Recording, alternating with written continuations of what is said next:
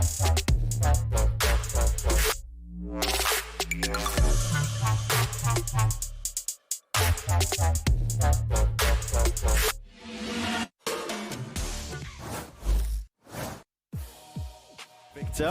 wants a few more. Lovely flash.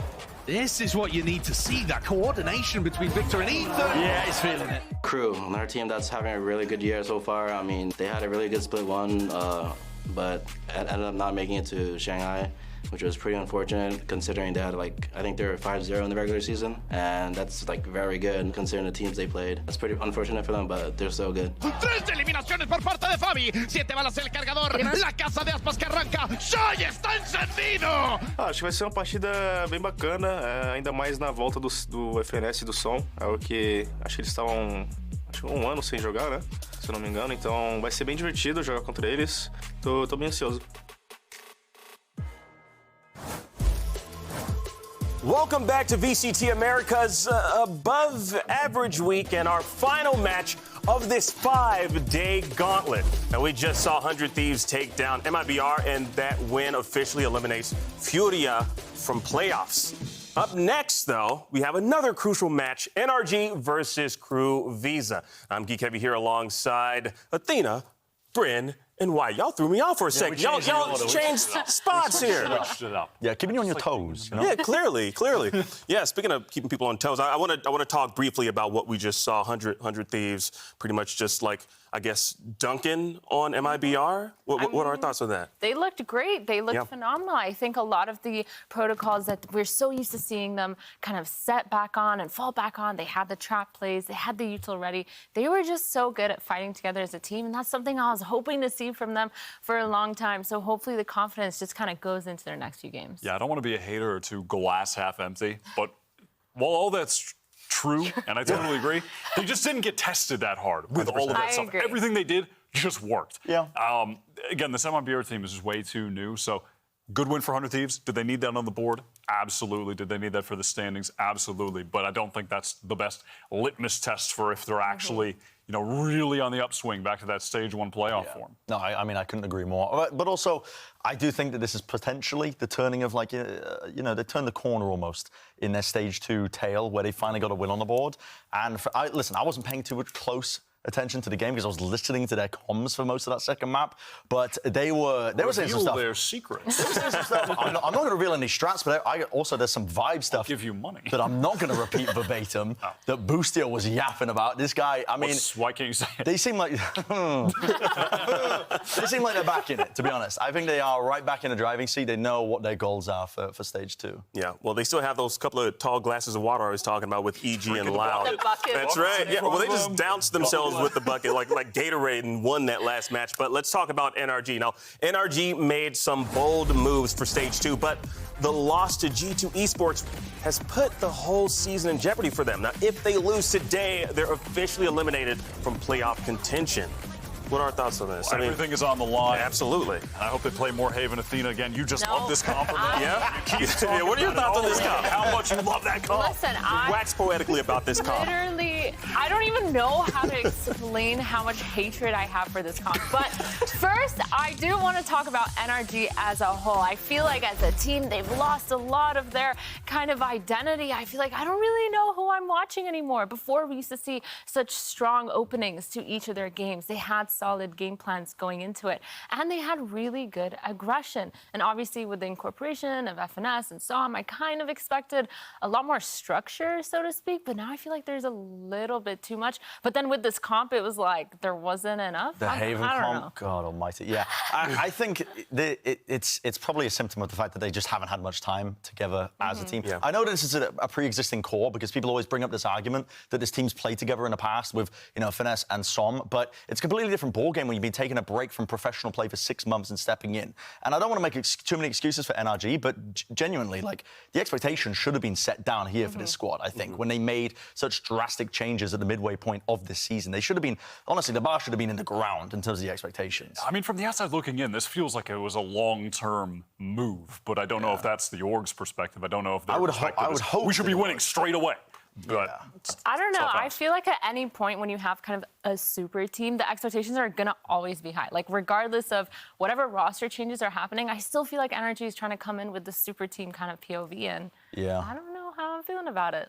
Well, I mean, sounds like I think we're all kind of lukewarm on this particular comp. But is it just because we didn't see NRG utilize it to its fullest capacity? There's a lot of weaknesses with this comp. I mean, I'll put it bluntly. They don't have a standard sentinel, so they don't have any passive map control in the defensive half. And G2 were fully abusing that. Leap was constantly getting inserted into deep lurk timings. I don't think we'll see Haven play today, even though it's like that classic finesse map in my head in terms of his calling on the attack side, unless they completely switch up the comp. But again, it's a symptom that this team is currently having where they don't have enough time to really build up solid map pools and solid structured plans. They haven't had that time to cook together as a team, even though they are playing with that old core. It's very difficult for them. But this is a point that I did want to bring up, which is the fact that the calling actually has gotten better. Stage 1, their attack side calling with Ethan as the IGL was pretty, just barely over that 50% mark. There was a major weak point. It has been improving, but unfortunately at a cost to the gunplay.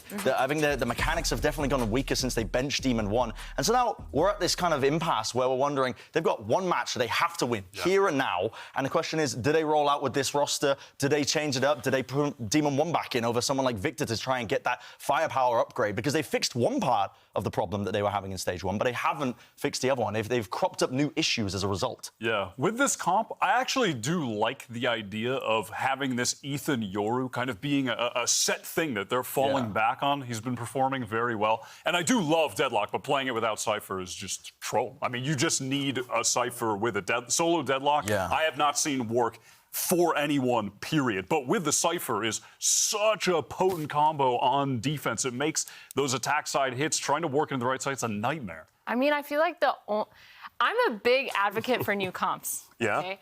I love new comps. I love playing new comps every single match, if that's possible. But there is a but. Yeah, I felt that coming. The way that this comp was played was just so confusing to watch. It just felt like it didn't make any sense. I completely agree with you. I think having the solo Deadlock is almost impossible, especially on a map like Haven. But generally, with this comp, you want to be aggressive. You don't have enough util to be able to properly retake unless you rely on the Yoru ult, for example, to get all that information. You don't have enough information other than the Fade Eye. You don't have any crazy flashes unless, again, it's all on the Yoru. So it feels like you put this duelist kind of in a spot where they have to be the util, the entry, the information, and it just doesn't go well. And again, the Clove could be great, but again, I don't know. We just saw Victor kind of like walking down mid every round and dying almost first thing. So it was just so hard for me to watch and to fully understand. And I feel like hopefully, NRG, I got you if you need some tips. You know what I'm saying? Well, you know what? Well, let's see if there are any tips. Actually, we need to, check in with Elizabeth because I do believe she's standing by with Ethan for a temperature check on NRG. Ethan, I mean, tough losses recently. As, a former leader, but also just kind of an emotional leader of the team, how hard or easy is it to shrug off a loss like that? It's definitely not easy, but, they have, we're tight on time. We played Monday, and now it's Wednesday, so, you can't really do much. You just got to go to the next game and do what you can, so. Obviously, on Monday, we saw you play what people would describe as more unconventional comps we haven't seen before. In your opinion, are those comps limiting or are they promising? They're definitely promising. I think some comps more than others. We felt like you could do a lot with that comp, and you definitely can. So we just need more practice on it. Best luck today. Well, there you have it, Athena. Ethan thinks that comp is a bit promising. So I don't think you're going to be getting a call from NRG at all. that call you're talking about? No. Okay, I agree. I do want to say I don't think it's a terrible comp specifically. I just think that there needs to be a more solidified game plan behind it because I just felt like the way that it was being played, maybe not 100% the best. And I do understand that there is a very short turnaround time between, different weeks and trying to come up and be innovative. So I get it. I also forgot as well. I mean, Ethan's mentioning their schedule because it just gets condensed down to them playing like 3 matches within a week, which is crazy. That's no team is going to be able to prep for that, and especially on a team that's just being kind of scrambled together at the halfway point of the season as well. So. Yeah. Well, conversely, jumping over to the next slide, let's move on to Crew and talk about them. The LATAM squad came into stage 2 with no roster changes, but they made one this week. Klaus has moved to the reserve. MTA is back.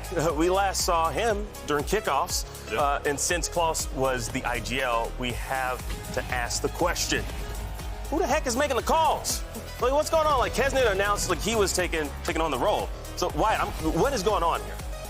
You would think that some of it at least would go back to Meltzer, who was their IGL last year, but they discussed, and we've discussed so much over stage 1, how much Meltzer was improved individually so far this year because he didn't have to IGL anymore. So, listen, that'll be interesting, but MTA back in from Kickoff is obviously the big story. He was playing a ton of KO then. Don't expect that now because he's going to be replacing Klaus, And in LATAM was a beast duelist on one of the Tier 2 teams, Furious Gaming. So we'll see if those mechanics will come into play today. Yeah, in terms of the calling as well, I'm pretty sure Kesnet was the caller on the defensive half for a long time now. At least that's what we were being told by some of the, the people behind the scenes in LATAM. Scoops. Yeah, the inner scoops that we were being told. So apparently this is something that they've been doing for a while now, that Kesnet's been calling for their defensive halves. If he picks up the attack side as well, I'm not too sure. I don't know. I mean, I don't think we've got any confirmation in terms of who's potentially doing the calling, right? We're just kind of speculating that it might be Melzer returning back into that position again. But Crew are definitely in a bit of a slump right now as well with this squad, right? Because the downward trajectory that they've been heading into ever since stage 2, it was all looking chipper, I think, in stage 1. But something needed to change, and maybe it's this. But honestly, I get worried for teams that just pass around the buck of the IGLing duties, where nobody wants to take up the responsibility and the mantle of that, and it's just thrusted onto individuals. I don't really like that because I don't think you get the best out of those players. They don't want to do it. They don't want to step into that role necessarily. But someone's got to do it. I mean, maybe they could pull a paper X and just give it to nobody. I feel like share it out. And that's whoever's oldest for them. That's the only team that's ever worked for. It's not a great idea, but yeah. Yeah, I mean, someone definitely needs to step up as the leader. Yeah, I feel like one of the biggest issues when you have this IGL kind of being tossed around too is that you don't actually have a definitive play style. And I feel like the issue with the Crew for this stage so far has been their mid-rounding. For me, at least, when I've been watching, it's a little bit rough to kind of understand what exactly the game plan was. And again, it's just some things just aren't fully flushed out. And I feel like maybe this replacement is something good for them to kind of fully understand where the trajectory they want to go with the team is. But yeah, it's definitely hard, especially when it's been a week since he's joined. Right. He has no time to play with them. I mean, he was literally co-streaming one of the games. We did a halftime hit with MTA. He was sat in a co-streaming booth. So. Yeah, it's weird. But then this is, Kesnet's tweet here saying that he was back to training with MTA. I'm switching to the role of IGL. Again, we were hearing behind the scenes that he had kind of been carrying that duty on the defensive halves mainly already, throughout most of their wins. So maybe it's full time. Maybe that's what that's implying from Kesnet. I'm curious if he can keep up the same kind of fragging potential. But we've seen weaknesses even with Kesnet as an individual in this fragging, I think, in stage 2, where he's, at least from when I watch his play, feels like he's trying to take on the world, where he's swinging into 2 players, and sometimes you get that Kesnet magic where he'll just be able to rip off and pop off 2-3 heads at once. But he was getting shut down quite a lot consistently in their games when he was trying to be the playmaker pretty often. So I don't know, something's going on with this Crew camp right now. Yeah, I mean, maybe we'll get the diagnosis as we watch them play. Yep, hopefully so. And here's the thing, though. When I think about IGLs, I think there's got to be a certain confidence level because you got to step into that role and just be confident in it. Looking at that tweet from Kesnet, I mean, he just announced, I'm stepping into the IGL role. This is happening. I'm doing this. But we really need to get to the bottom of this. So we're going to send things over to Liz. Okay, guys, this is kind of getting ridiculous at this point. Y'all are tweeting different things. It's kind of insane. Who is the IGL of Crew Visa?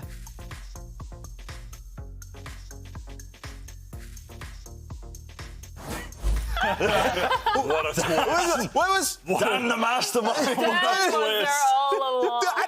Did we get our confirmation? I just saw a bunch of thumbs, like they were trying to catch cabs. What was Oh my God. I mean, listen.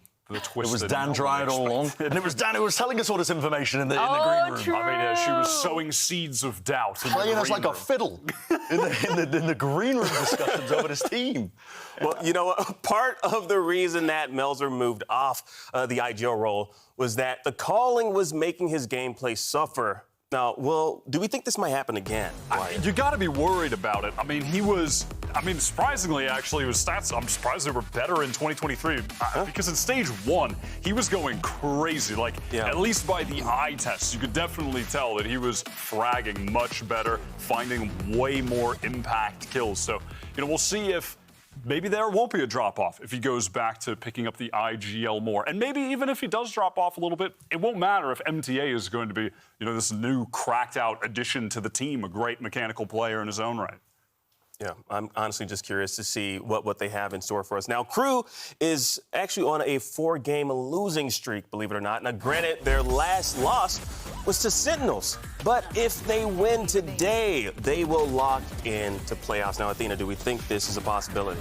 I mean, for sure. Right now, looking at how it is, I feel like Crew, even if they've had a bad kind of start, there's always that chance of a honeymoon period. There's the chance of coming into it and starting fresh, especially with this new addition, especially with potentially new IGL, and we don't know exactly who is the new IGL, but that potential is always a good place to start. I mean, it's going to be a little bit hard with the short turnaround time, and you have NRG, who's been playing together a little bit longer, so that's the only concern that I have. But I think for Crew, it's not looking too bad. Yeah, I mean, this is your dream scenario, I think, as well as just a caster, broadcast talent looking at this match, and you're like, stakes for one team, stakes for the other. Like, NRG can't lose this match. Crew need to win it to lock in playoffs early overall. And, I mean, yeah, you've got a lot to look forward to with this one. We'll see if the changes that they've made in terms of that calling and IGLing. They had a tough match against Sen, as we already watched, right? That's a difficult, IGL to handle if you're going up head-to-head versus John QT in that battle.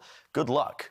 What I loved about Crew in stage 1 is that they had so much power. They played to that as a main strength, and their game plans and everything, they kept very simple. They were just swinging off of each other, finding timings, and it was very coordinated, whereas NRG, they have not been keeping things simple at all. They are trying to play a very complex game, and I think that Crew might have the edge in that. Yeah, well, you know what? It's time to send things down and get the match underway.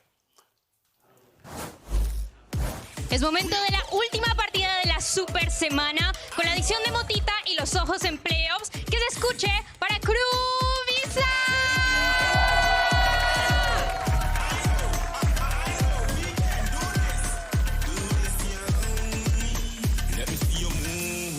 Work hard and play hard.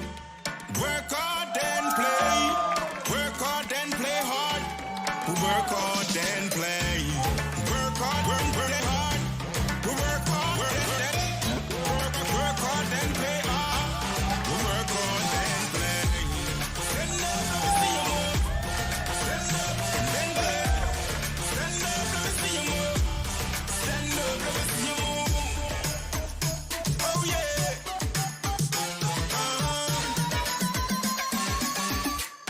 Let's do this!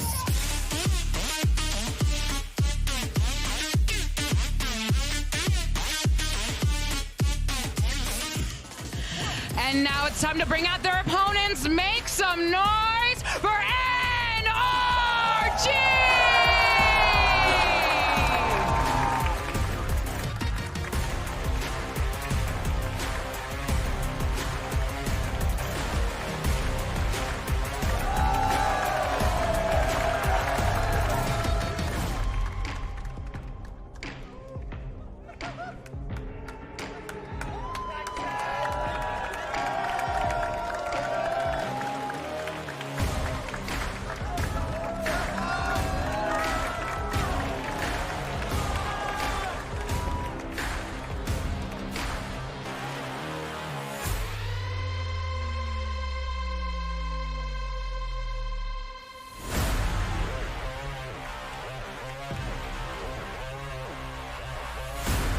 NRG need to take aim and keep their eyes on the prize, but they have a contender in Crew who also want a shot at playoffs. Now, this is definitely looking like a coin toss.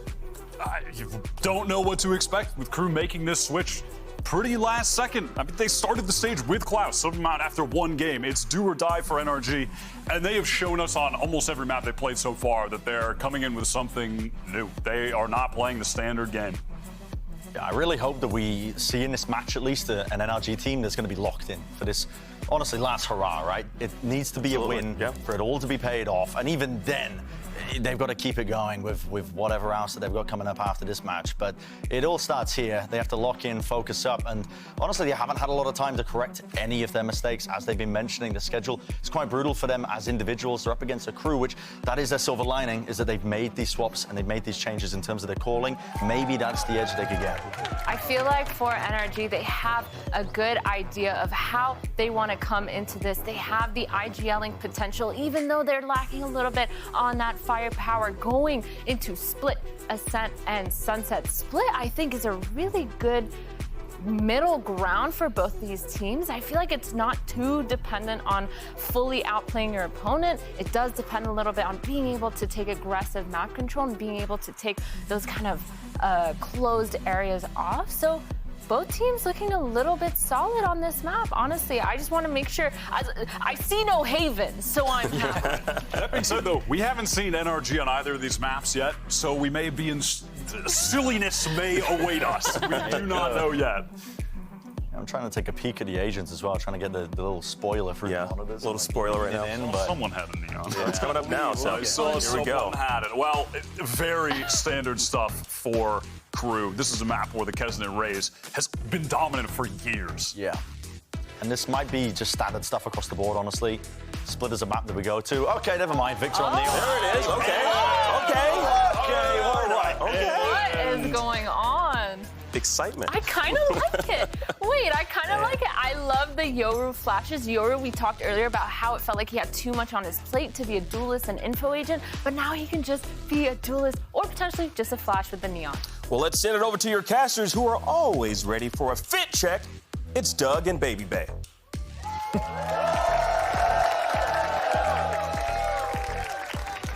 Thank you so much, Akeem. Yeah, we can touch on the fit check.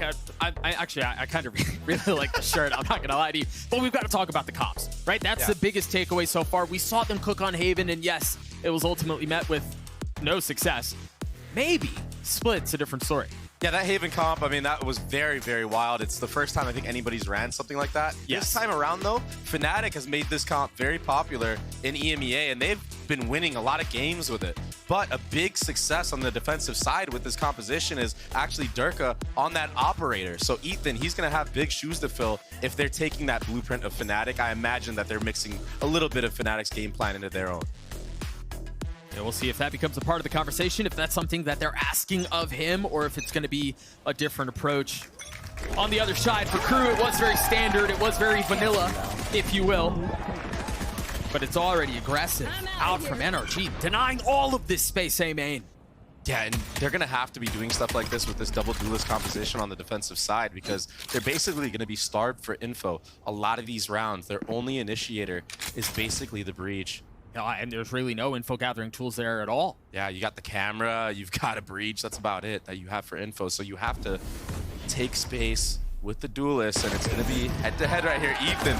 Gosh, that armor well invested there.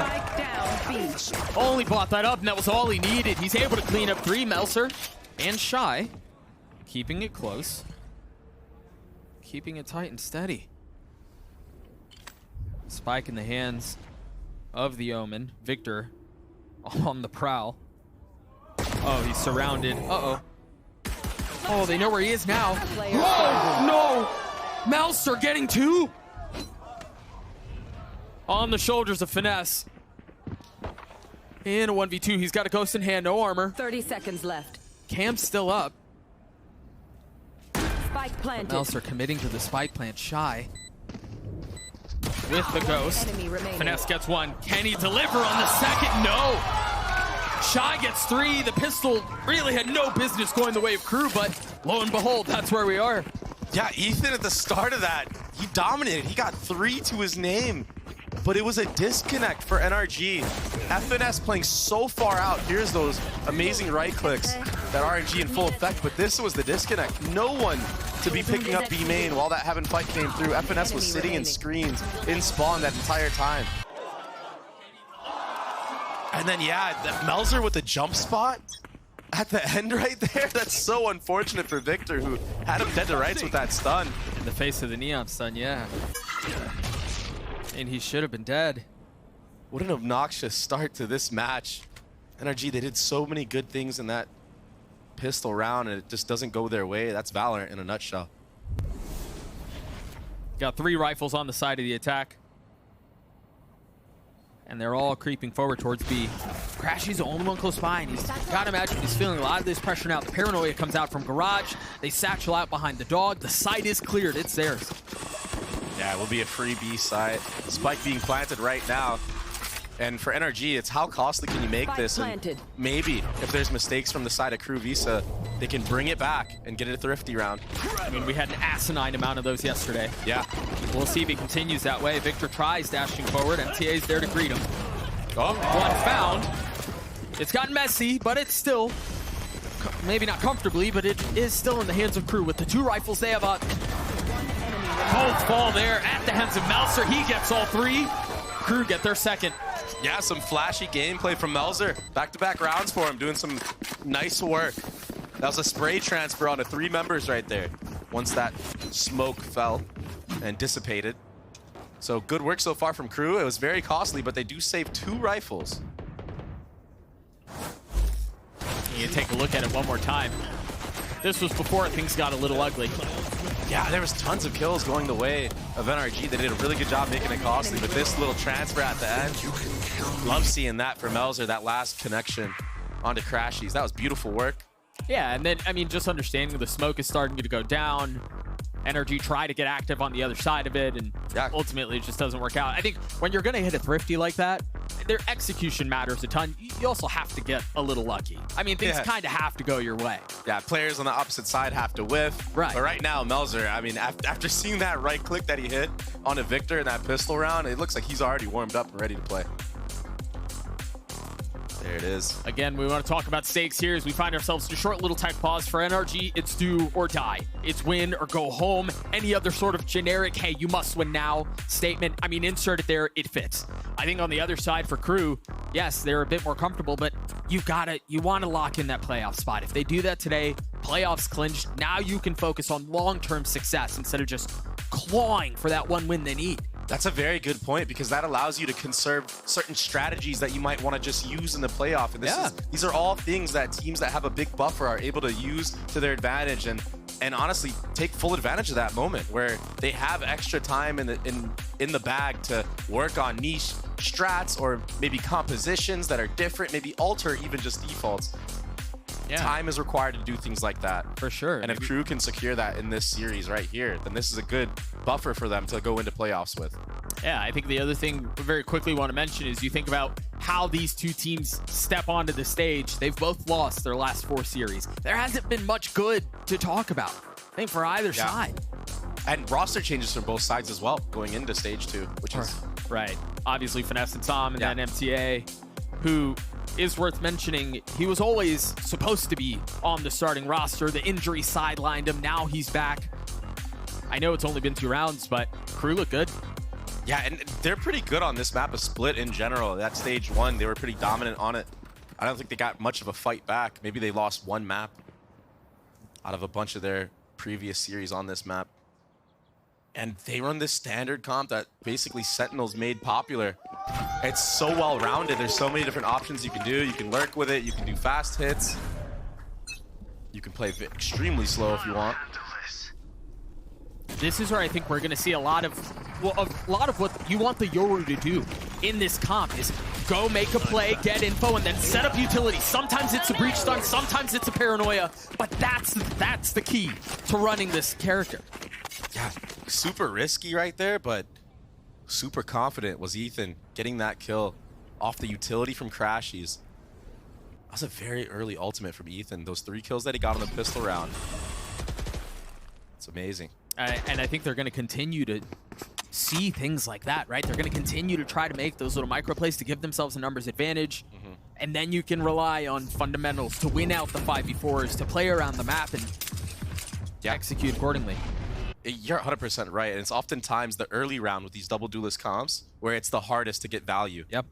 And if you're able to keep getting the first blood like this, you set yourself up for success. I say that as Kaznit takes out Som. So now, there's a chance here, but Ethan...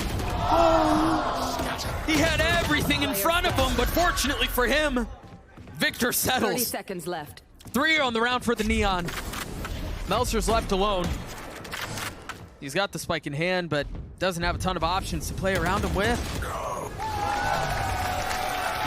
4 for Victor to close out the round. And that was all backside B. Just a firing range for Victor right there. Nice to see that he's ready and warmed up for this match as well. I feel like NRG, they've had a tough time with these slow starts that they have in general. In terms of just the mechanics, it's usually the strategy that's fine. But they tend to take a little bit to warm up into the first map that they play. It's good to see Victor already getting a 4K like that. Right there. Some nice clean shots, no real chance for Crew to take him out there. What's the setup here? Crashies has his fault line of a little bit of info found from Ethan, and then they go fight? Yeah, and they're able to converge on mid as well, so it's like a double-pronged approach. Yeah. You can deal with the A default if there's one there, and then you can transition like this. Crashies, all he has to do is take a little 30-degree look to the right. Now you have a mid trap. They've got the trip set up for it too. I mean, this is so gnarly if they commit to this. It's a massacre in mid. Yeah, I just feel like those jump spots make it so obvious from the side of NRG. Sure. Crew still seem to be flirting with it. You imagine the satchel was intended to clear the trip. May have gone a little wide, actually. That thing's still up. Yeah, this trip not breaking is going to be bad for Crew later in this round. It'll allow NRG not to have to worry about a mid lurk whatsoever. But it might not matter, because if Crew just 5-man into the A site here, it's free. Yeah, but remember, Crashy's on the other side, still has that fault line up. Can still apply a little bit of pressure. The problem is they've missed that timing window. They're so far up now. This crossfire might be enough. The paranoia is out. It delays for a little bit longer now. 30 seconds left in the round. 30 seconds Saw him left. up close. Has to take a step back. They bullied Ethan off of this too. Now striking, but it traded right back 1 for 1, and finally things tip back the way of Crew. But Finesse on the flank falls. Saw him in a 1v2. Kesnet weak, but Shy healthy. If he plays his cards right, he might have a shot at this. He can force the matter, he can delay the plant, but it's wrapped on the other side. Shy completely destroys him. Yeah, he was weak, but that's 3 for the Viper. Yeah, the disrespect from Shy. Knows he has to cover his teammate who's sitting kind of low. That was Kesnet. And just one-taps him. And it looks like on this screen there might still be some type of problem Kesnet's experiencing. But these trades in heaven from Crew, that was so good. NRG, they got caught sleeping right there. They were trying to rotate into actual A heaven. They got hit by a paranoia and a sky flash on a timing from Heat and Melzer. There was that kill from Shy at the end, and Shy, it doesn't seem like he's been at 8 kills, but he slowly crept up into that spot. He had a really good pistol round start. He got 3, if you guys recall that, but I feel like he's been slipping under the radar, but look at this. He's 8-1 now. I am being told it seems like it's the same issue, an audio issue from before. We'll figure it out. We'll get back into the action. Crew up 2 rounds here. I think we've seen a couple of cool ideas on the side of NRG. Again, namely the ability to rely on pressure from the breach, both across the middle of the map and towards A main. We talked about the Yoru crunch at the very beginning with the paranoia, but I think Crew have handled all of this very well. I think they've tried exploring the middle of the map, tried to draw utility as best as they can, and then strike elsewhere. And that's really been off the backs of Shy, as you were just mentioning, who's led to a lot of their success. Yeah, seriously, he's getting immense value right now on the lurk, whether that be the pistol round, this round in itself. He was the one that was holding the flank, getting the trade onto FNS, and then ultimately closing out the round for them. But yeah, I feel like that jump spot in mid from Victor, the multiple times that he did it, made it obvious that there was a mid trap there. And Crew, they're going to read into that. They're not dumb players by any means, you know? Like, this is a team that made it so far in stage 1, made it so far in the playoff as well. They weren't able to convert any of those wins, but still, they set themselves up for success. And it was ultimately what a lot of people would think was a choke in that stage 1 playoff to not qualify for Shanghai. So they're a team that plays the game at a very high level individually and as a team strategically. This camera shot suggests that we have found the culprit. Seems like Kesnet is the one who's having audio issues. Yeah, I think as we turn back attention towards this match, we talked about how both of these teams have gotten here. We talked about the streak of L's that have come for both sides, and I think that the Desperate need to succeed and to succeed now. And I think, yes, for Crew, we want to talk about how they get this win in. They can turn their attention towards playoffs. There's a lot of time to cook things up. I think we've also got to address the elephant in the room for NRG. You lose today, the season's done, it's over.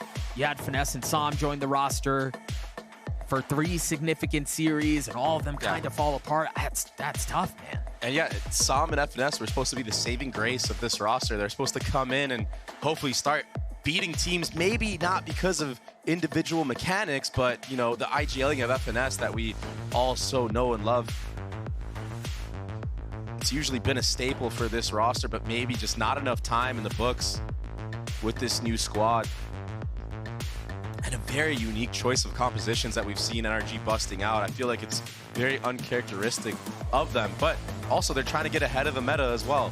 And it's just a tough spot to be in if you're NRG right now. Well, sure. And if you think back to some of their older rosters and some of that stuff, I think about them trying to force Neon on Ascent, things like that. Like they've always tried stuff like this, and I think on a long enough timeline, there's been more success than there has been failure, and this is just, I think, another iteration of that unfortunately, at least so far, hasn't panned out. But again, that's why you play the game out. It seems like whatever adjustments they can be making in between the weeks, Super Week is just such a tough time to be able to make adjustments. But the truth is, nobody really cares at the end of the day about whether or not it was a tough week or not. All people are going to remember is whether or not this project worked. Yeah. And that's the answer. That's a question that NRG have to answer here.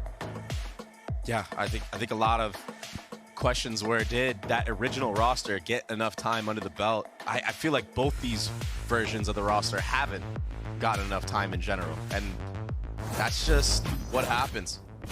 It's just a part of the game that is uncontrollable. We fixed it, or well, we haven't fixed it. We haven't done anything. Somebody behind the scenes fixed it, hopefully. And so we're back into the action again. If you are just joining us, Crew, up 2 rounds. NRG have had a couple of cool ideas, but it really has been a little bit of the heroics off of, I mean, mainly 2 members on the side of Crew that have kept them in the lead. We saw a little bit of early aggression from the defensive side, namely the pistol. We haven't really seen that since, other than Ethan's ult round either. And they're trying. It's just Crew are doing a good job of playing a default very slowly, not getting caught out by any more traps. That's because they've been punished already. Ethan's up really close here. Stinger's so good from this range as well. But if it's a double swing, it should be a trade instantly for Crew. He doesn't have a gate crash set up anywhere either. I wonder if it expired. It's been 40 seconds into the round now. Yeah. He's going to play in the smoke. Just going to go off of a timing here. Oh, Is there's there a cam above him, actually. It just got cleared off of the flash. The swing is there. No punish, though. He gets tagged down pretty low, and the punish will come here shortly because that's all of mid gathered for free for the core hit squad of Crew. Those players you see in heaven right now. This is a free A site right now. Ethan, he's gonna... Yeah, that might as well be, Yeah, he's lucky if he gets one right now. 30 seconds Completely left. on his own. Oh my gosh. Nothing for health. With the stinger in hand. And they've got to know he's close. I mean, maybe they assume he TPs. He got his one. That's all it was, but he dealt his damage. He got his. I mean, Meltzer's just waiting. They know exactly where they're going to be funneling in from. These are going to be some of the easiest kills. Vic popped his ult, only found one with it. And Psalm will fall. Crew get up to 4. Yeah, easy follow-up for Heat. Yeah, but yeah, absolutely. Even the coordination right now for NRG running through that smoke into heaven. We had the hot hands pop from Victor, who had a slide. Maybe he should be the first point of contact getting in there.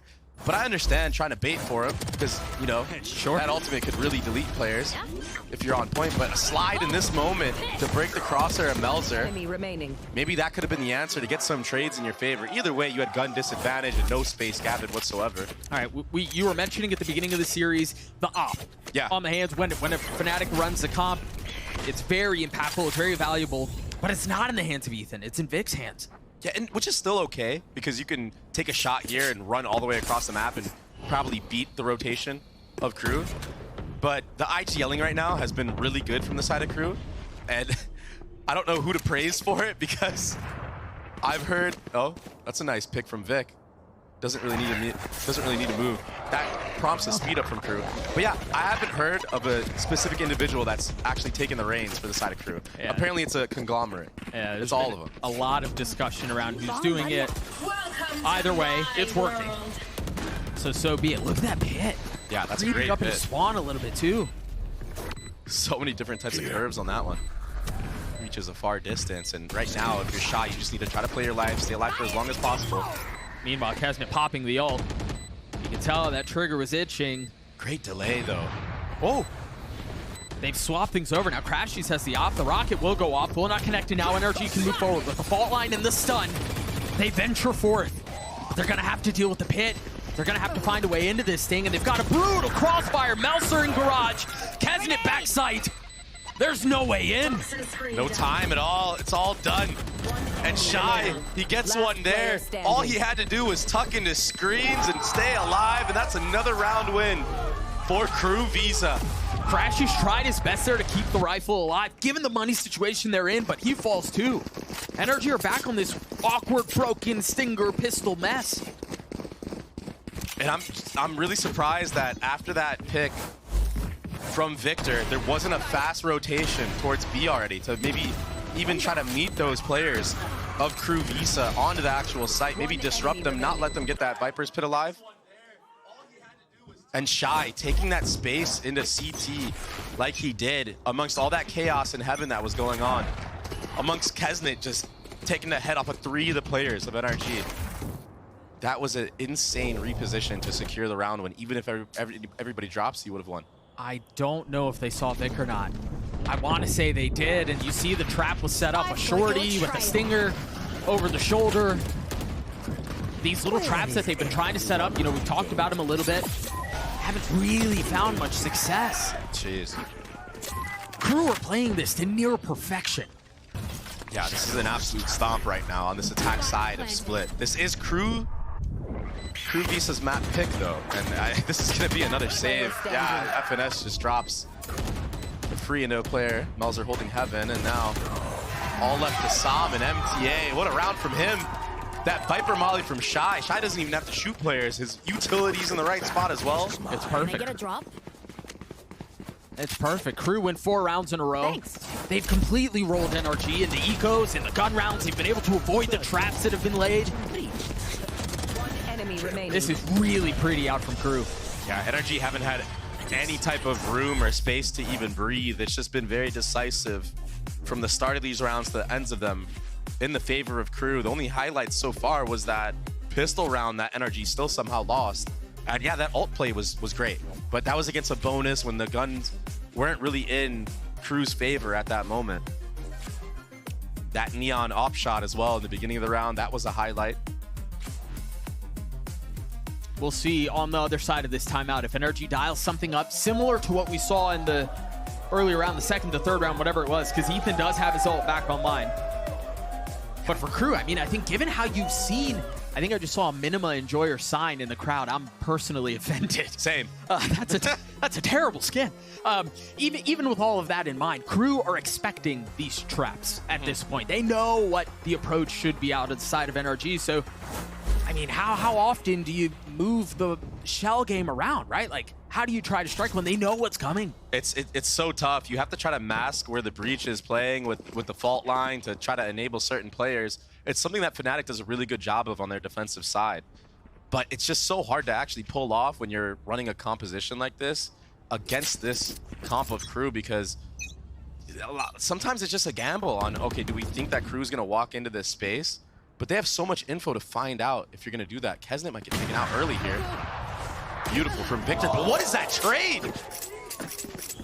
Usually Neons are able to get out. That's yeah, that's not supposed to go that way. That's absurd.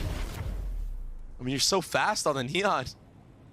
And I mean, honestly, Heat's been a little quiet this map so far, but Heat's been so good as an addition to the squad. Yeah, I mean, instantly, the moment that he joined this roster, they leveled up. They became, honestly, what, the top 3 in this in stage 1 in the actual normal play. 5-1. Yeah. Up until that playoff where they met adversity. It's going to be a B split off of that entry. Sam's able to punish onto the lurk. Crashies has to take a step back, though. And now the Yoru ult has been popped. What's the setup on the other side of this? Going to get a little bit of info of the 2 remaining members. Heat and Melser, I believe both have been spotted. So they will know they're flipping back towards A. All of this Cypher utility is still up. 30 seconds left. Yeah, the flip is great. They do have a chance to get that spike planted. If FNS drops early here, Crew could have maybe brought that one back. Melzer gets tagged by the camera. Doesn't break it though, so it's still up. A lot of info still on the board for NRG right now. Planted. They have such heavy numbers. I mean, surely this round goes away of NRG. Heat's left in a 1v4. He managed to get the spike down, but he's stunned, he's blind, he's paranoid, he's dead. Psalm with 3 as NRG get their second. And there we go, that's the change. Playing to their advantage this time around. Not getting caught, sleeping at the wheel after their up numbers. That kill from Psalm on the B main after that entry from Victor. Yeah, Victor gets traded. I mean, instantly too. This was that shot. Oh my goodness. Perfect crosshair placement.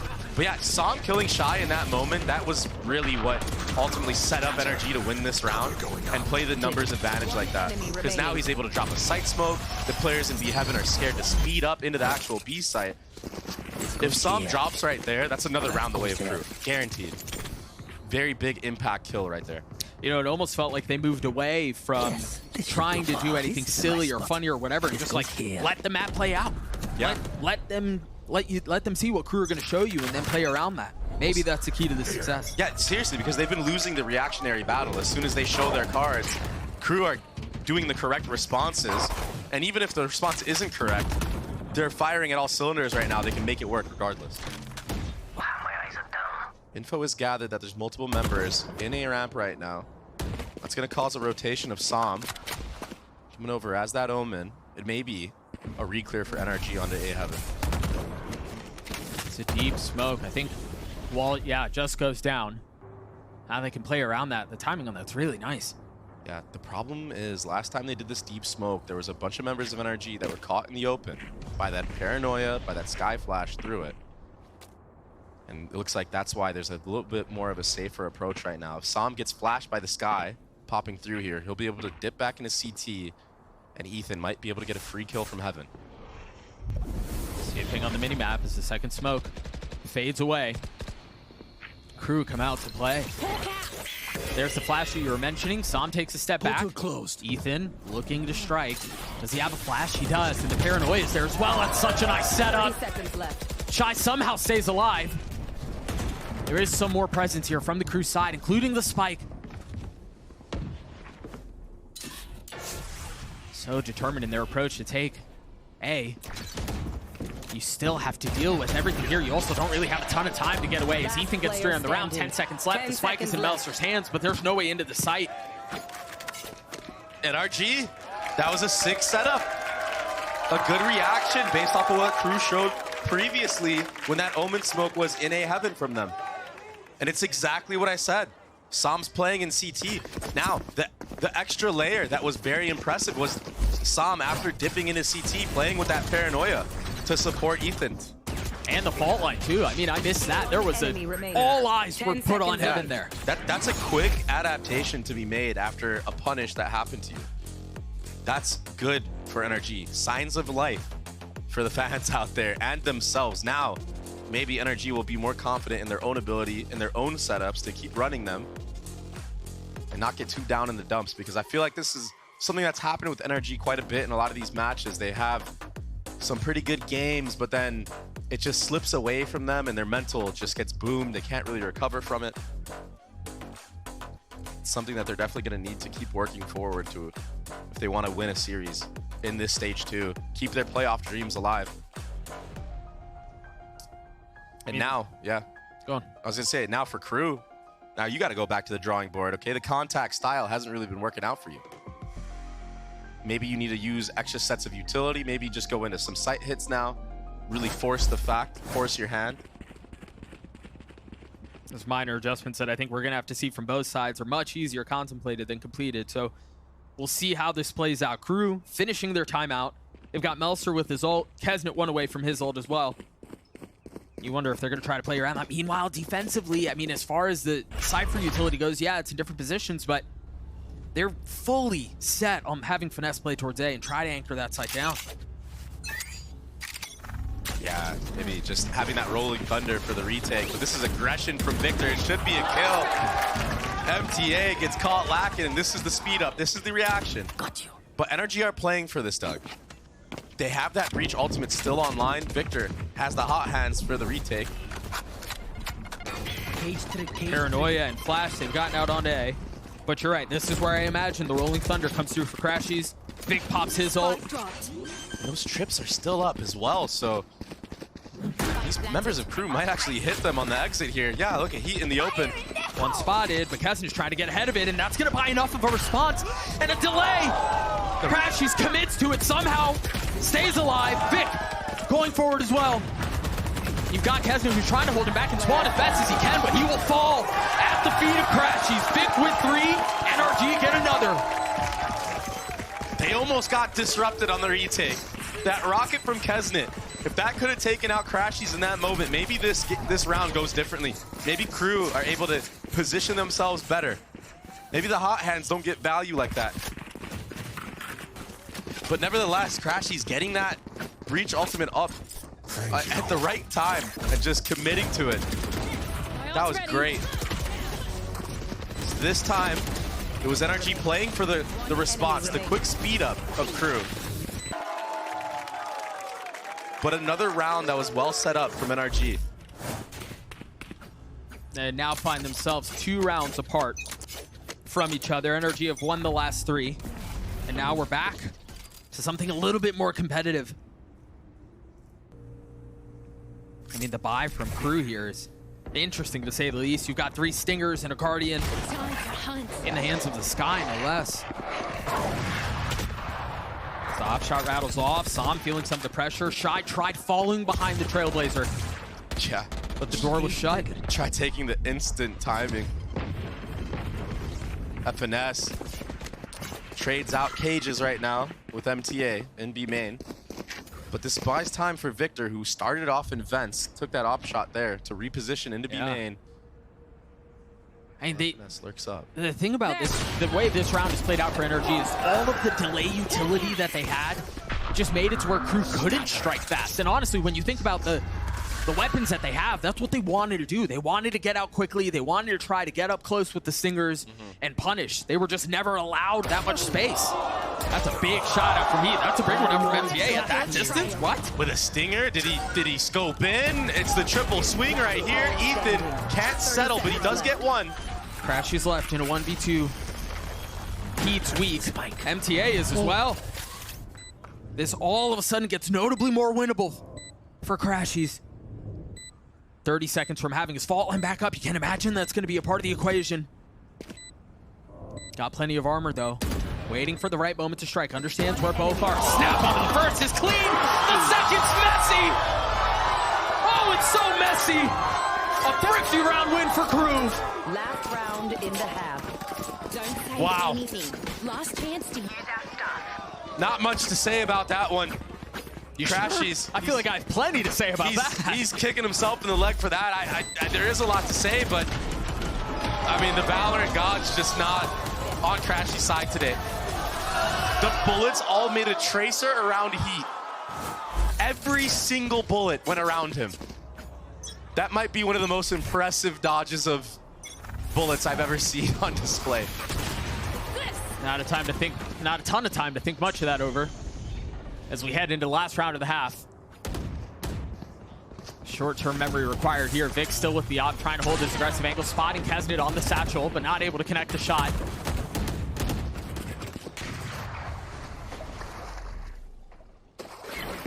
Yeah, that's a tough. Yeah, that's such a rough round to lose. I feel like that's, how do you bounce back from that? If anyone could do it, it would be Crash. All that experience under his belt. He's been in this scenario before, surely. Or maybe he hasn't. Note here the defensive flip. Finesse has all of his utility towards B. Meanwhile, crew have tried exploring the middle of the map. Sam's already fallen, but Victor, given his mobility, is able to get back over to B as quickly as he can. Ethan's gonna get a ton of info as to what's going on. The trips come through for Finesse. Shy just now left alone. He's been good, but I don't know about 1v4 good. Now his position given away. Tries to cover behind the orb, and he can't. NRG gets to 5. Salvation to a half that was looking very, very dim for NRG. Crew, they came out swinging. They won 6 of the first 7 rounds. Absolutely crazy. But yeah, NRG... A really nice response. I think it was off of the timeout. Yeah, and the rounds that they won as well were off of their setups, and it looks so clean when they actually played them correctly. You get the initial pick from Victor, you're able to fall back, have different layering. Yeah, Vic's able to speed up into any site that the opposition is going to speed up to. It just felt like they slowed it down, they kept it simple, and that seems to be what's working. We'll see what the Death thinks about that first half, though. It really seems like Crew is running away with this one. I'm kind of curious, though, Wyatt. What's going on with NRG at this stage? I mean, it's exciting to watch this comp. I appreciate that every time we've seen them bring something unorthodox onto a map, they have a lot of set plays that they've clearly put time into creating, crafting to work. But it's the rest of the game, the depth with it, the transitional moments, that they just don't have natural chemistry or coordination with these agents. It just feels like a little bit of synergy, just a little bit extra synergy is needed for them to play. Like a lot of the times, the comp looks so promising, so close, and then it's just kind of unfortunate. But that being said, NRG did manage to bring it back the last few rounds. One of those retakes with the Breach ult, looking so clean with the Victor popping his Neon ult as well. But Crew, I mean, big ups to Crew. They are playing amazing. Shy and Mauser both putting up numbers. And again, this is supposed to be a new Crew with potentially a new IGL playing in a completely different domain, but they've been playing really well.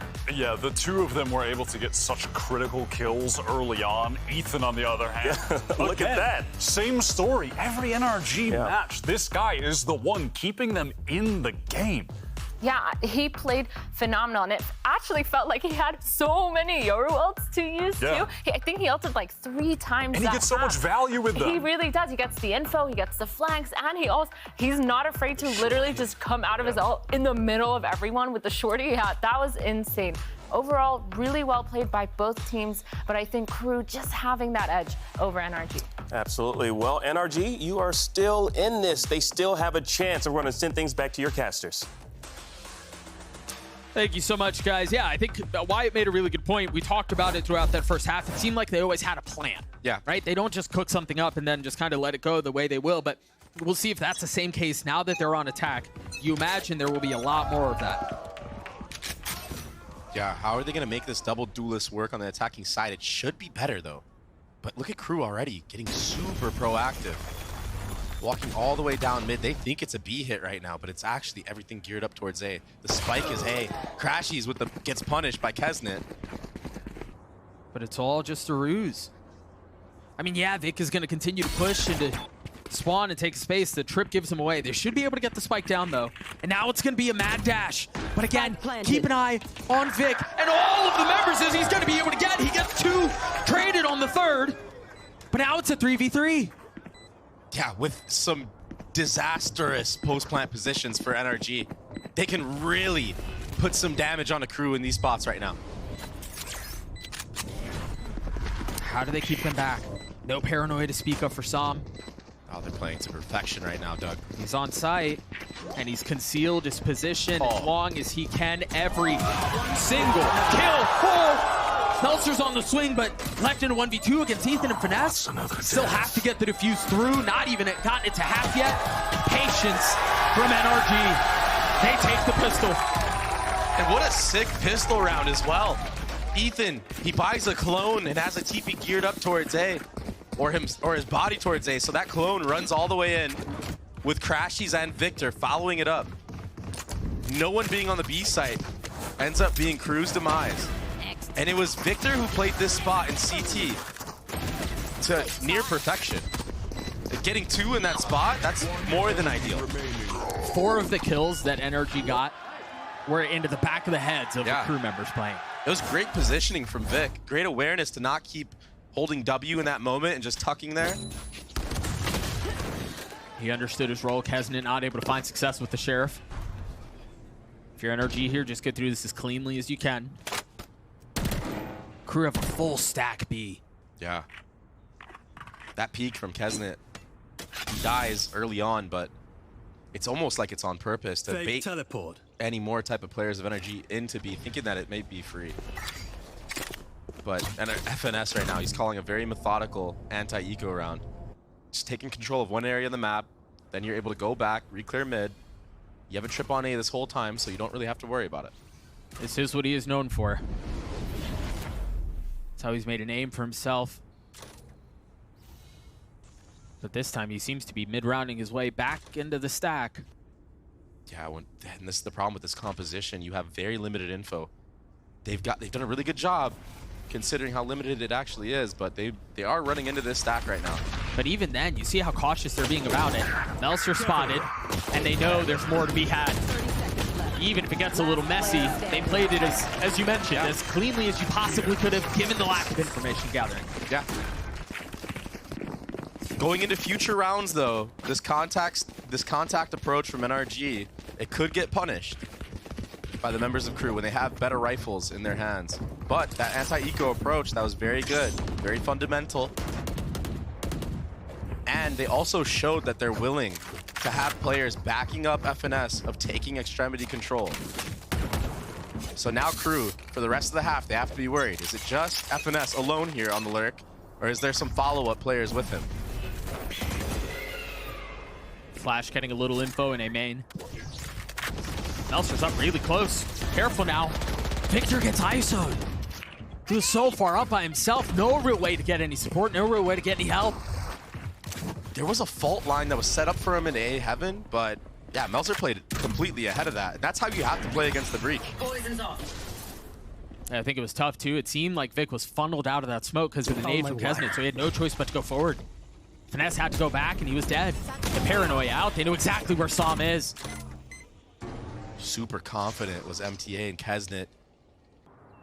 That duo, when you're playing with somebody, it can really change the way that you take your approaches on the defensive peaks. Finesse ahead of the smoke, the paranoia drawn out. 2 stingers. The only rifle is in the hands of Ethan, who's been on a proper heater so far, and he does not seem to be slowing down. Shy and Meltzer disposed of. And a weapon upgraded. That was a little close. Oh, that was almost disgusting. 30 seconds Crashies left. in a 1v3 now. Has made it a 1v2, but no idea, no way to understand the Kesnet's on the wrap. MTA is playing his cards perfectly, and Crashies never saw him. Meltzer, I gotta point it out. The first kill that he got, it was good on him. Yeah, he takes a step forward, he beats that fault line, catches Victor for free.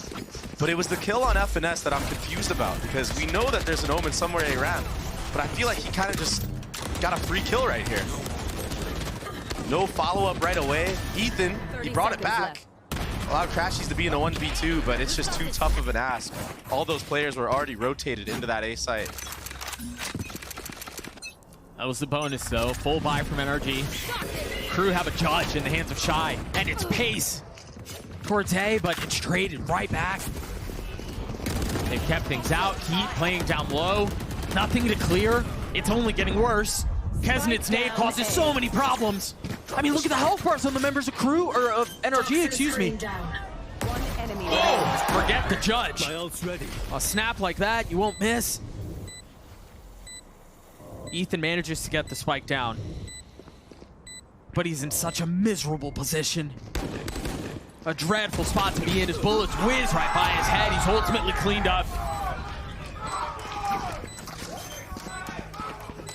The set utility right now from NRG, it's showing that they're just not on point right now. Victor, he whiffs his neon stun, ends up stunning himself. The fault line was great from Crashies. It was a great setup. But Vic, he drops for free on the stun on himself. Melzer tried to wrap him anyway, so that's why Victor has to turn around in that moment. Down A. But still, there's a disconnect right now in NRG. The spacing isn't all quite there.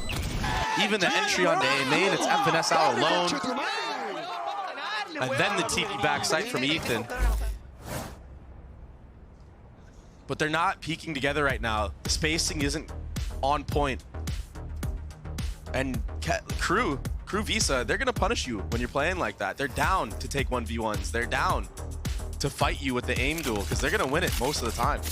You know, what's crazy is on the side of Crew, it's not like anyone's popping off and putting up insane numbers. I mean, for the most part, it's been relatively tame. Yeah. It's been pretty mild, but it seems to be working. Yeah, other than that pistol round on the defensive side, they really haven't had to do much of anything, right? In terms of aggression and etc.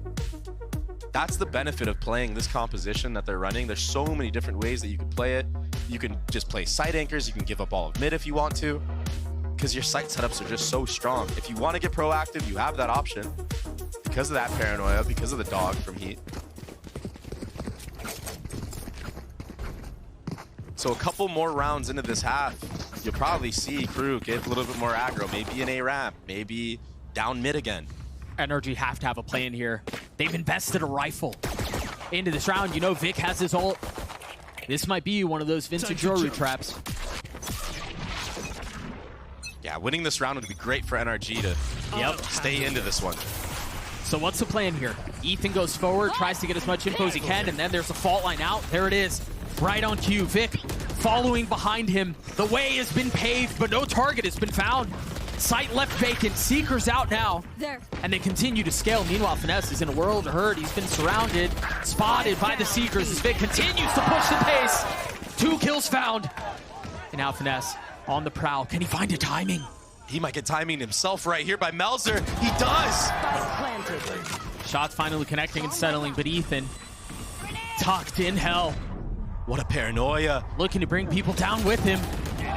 And he does get one. It's on the hands of Kevin. He gets a second. Continues to be a problem for Crew.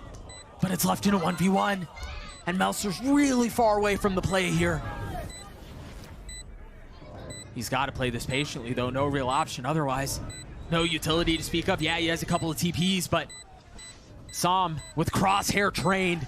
Steady in the moment. Snaps onto Melzer and gets NRG their A. A good round, good drawn-up play from NRG. Taking all that space with that Yoru ultimate was Ethan. On the follow-up from Victor, he popped a ult of his own, got the reset, barely. That ultimate was running dry, so Crew, Visa with that speed up onto the B site, the flood. It actually worked against them. It allowed Victor to have that reset on his ultimate, continue on the time for that, and he ultimately gets a second kill because of that. He probably doesn't even get the first. I mean, he would have had to hit some nice classic shots if Crew was just a little bit more patient. Oh, Crew, they heard that bomb drop. A lot of presence mid here. And keep an eye on Kesnit's ult. He doesn't pop and takes a step back. Goes back towards B. But they've left Melzer. It's just a classic, and that's exactly what he needed. Boy. Just dropping like flies was NRG, and yeah, it was a half clear. Again, this is the problem with having a composition that doesn't have that much info utility. You have to face check, and now all of a sudden Melzer gets a freebie with a classic. Might get another one here. There's 4 members of Crew. Oh my gosh! What a flash. What a setup though. Som with 3. Ethan with a big flash to set things up. But it's now Som and Crashies that are around. MTA has gotten behind him. There's a Fox in the den, and they don't know. One drop, the second below, and it connects. The Red Bull clutch for Crew.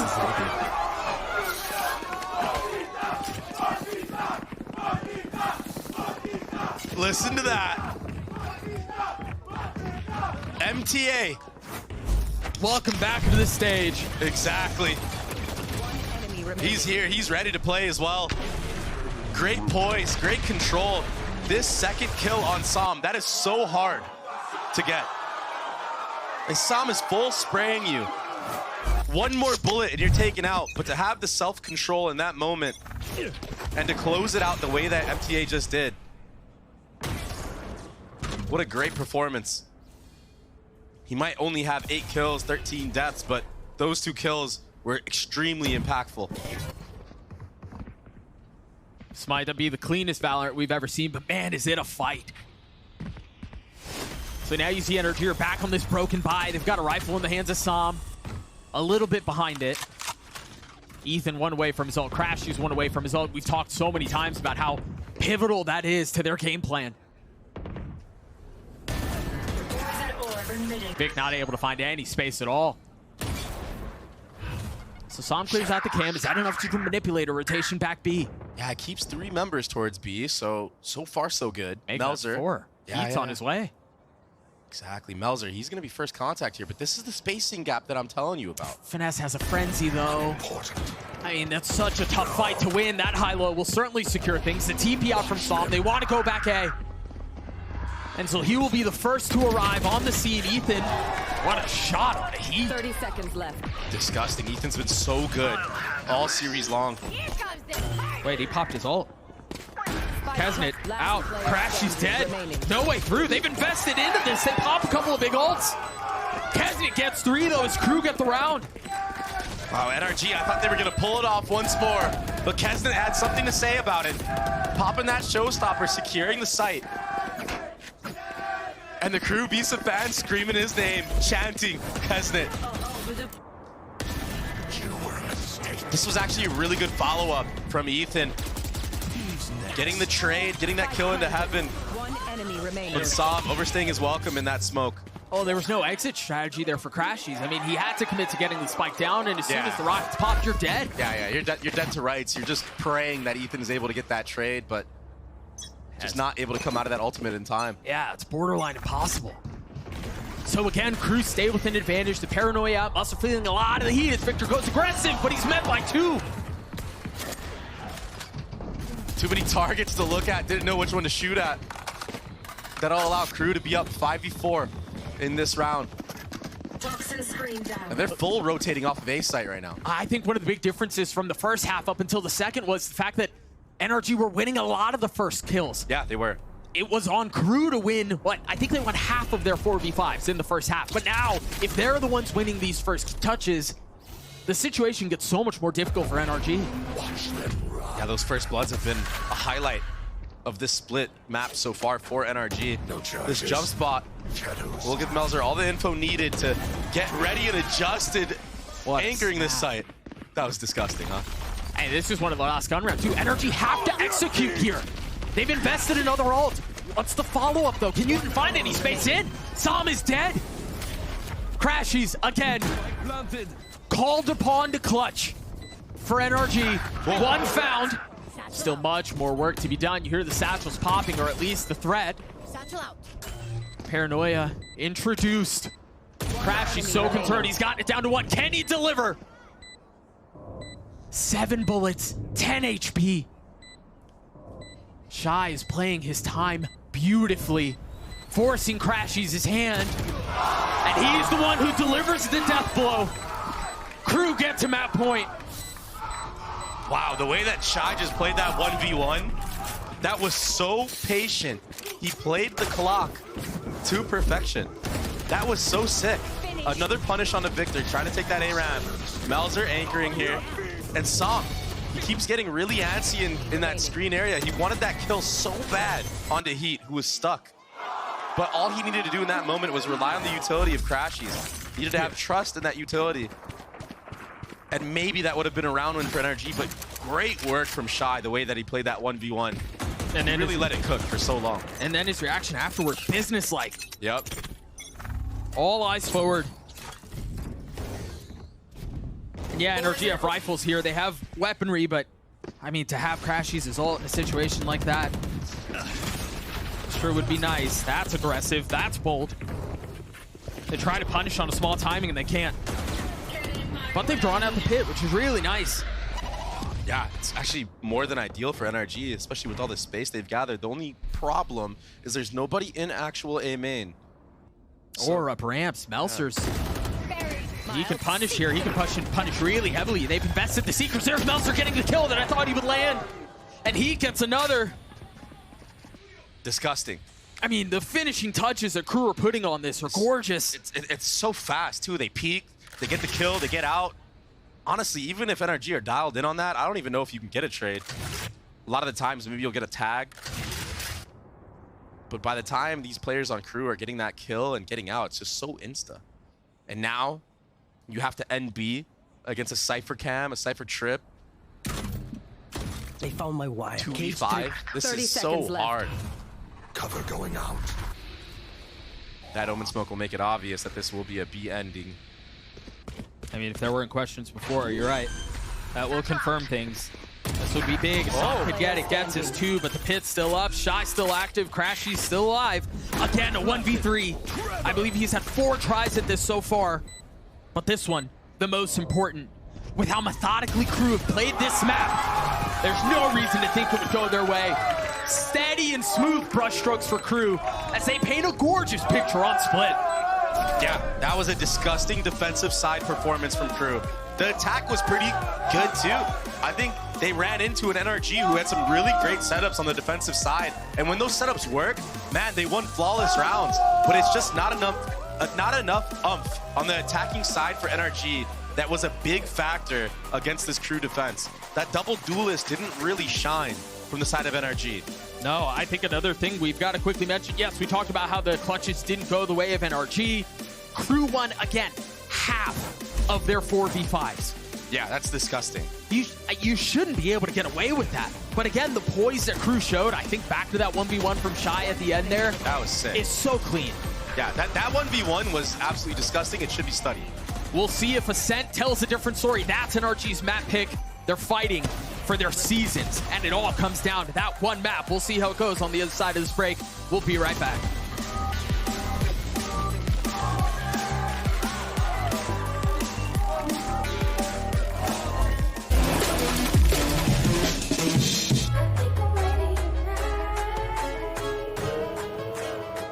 Hey guys, it's Jimmy Lin. In this series, I'm going to walk you through attack on Pearl.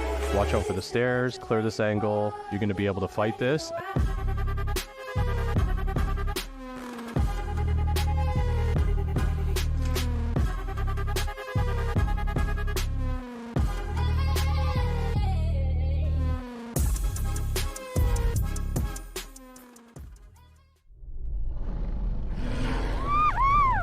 Red Bull gives you wings.